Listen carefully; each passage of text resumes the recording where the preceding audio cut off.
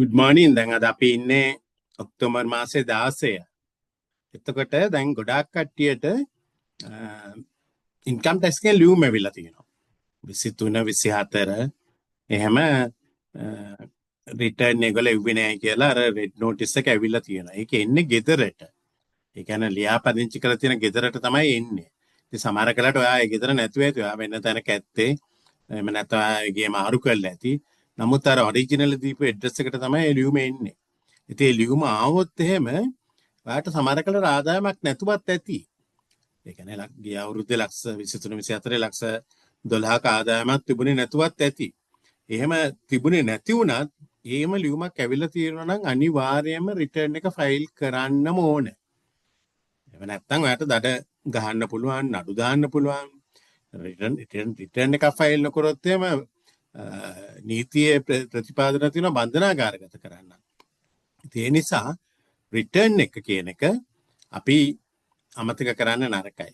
ඉතින් ඔයාට ඒ වගේ ලියුමක් ඇවිල්ලා තියෙනවා නම් කවුරු හරි කන්සල්ටන්ට් කෙනෙක් අරගෙන ඒකට නිල් රිටර්න් එකක් හරි අරින්න ඕන. සමහරක් වෙලාවට ඔයාට ඇති පොඩි සේවිංස් account එකක්.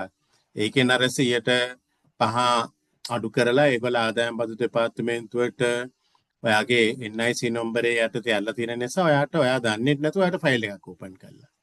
ඒ ෆයිල් එක ඕපන් කළා දැන් ඔයාට ලියුමුත් ඇවිල්ලා තියෙනවා රිටර්න් එවන්න කියලා. සමහර කලට ඒකත් ඔයා දන්නේ නැහැ. ඇයි? මොකද ඔයා ඒක විතර නෙවෙයි ඉන්නේ. ඒත් ඒවා නීතියේ ඉදිරියේ අපිට නිදහසට කරුණු නෙවෙයි. ඉතින් ඒ නිසා මේ ගැන අවධානය යොමු කරලා ඔයාගේ හිටිය ගෙදරට පොඩ්ඩක් ගිහිල්ලා බලන්න ආදායම් බදු දෙපාර්තමේන්තුවෙන් ලියුම එවලා තියෙනවද කියලා. ඔයාට IRD පෝර්ටල් එකට ගිහිල්ලා බලන්න පුළුවන් ඔයාට ටැක්ස් ෆයිල් එකක් ඕපන් වෙලා තියෙනවද කියලා. අපි දන්නේ 180ක් 185ක් විතර ලංකාවේ අවුරුදු 18 ඉහළ අයට නොදැනුවත්වම ටැක්ස් ෆයිල් ඕපන් වෙලා. ඔයා දන්නෙත් නැහැ මම දන්නෙත් නැහැ. නමුත් ඕපන් වෙලා. ඒතර ඕපන් වුණායින් පස්සේ එතකොට ලක්ෂ 12ට වඩා ගිය අවුරුද්දේ ආදායමක් තියෙනවා නම් අපි රිටර්න් එකක් අරින්න ඕන.